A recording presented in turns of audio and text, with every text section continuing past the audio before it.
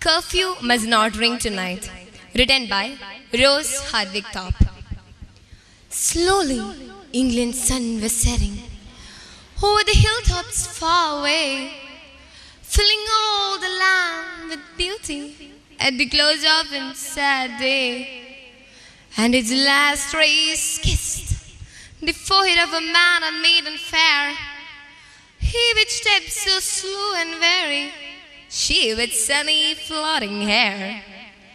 He with boded sad and thoughtful, she with lips all cold and white, struggling to keep back the murmur, curfew must not ring tonight. Sexton, Bessie's white lips faltered, pointing to the prison old, with its walls tall and gloomy, moss-grown walls, dark, damp and cold. I have a lover in that prison, doomed this very night to die, the ringing of the curfew, and no earthly help is nigh. Cromwell will not come till sunset, and her lips grew strangely white as she spoke in husky whispers, curfew must not ring tonight. Bessie, calmly spoke the sexton. Long, long years I have rung the curfew from that gloomy shadow tower. Every evening, just at sunset, it has tolled the twilight hour.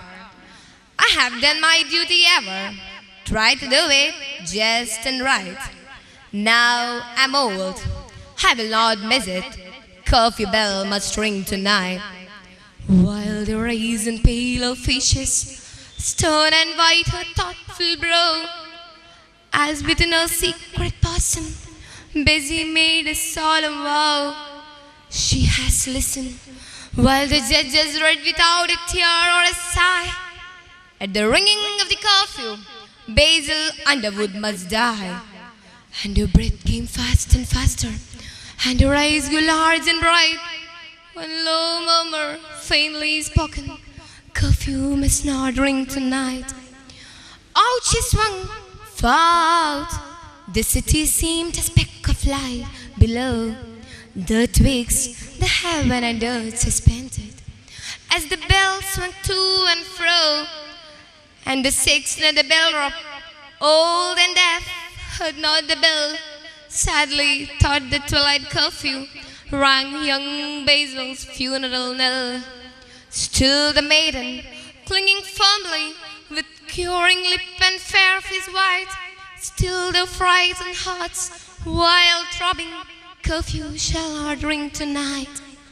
It was over, the bell ceased swaying, and the maiden stepped once more, firmly on the damp old ladder, where 400 years before, human foot had not been planted.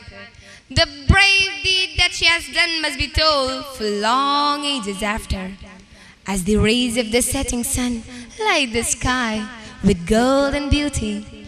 8 sires with heads of white tell the children why the curfew didn't ring that one sad night.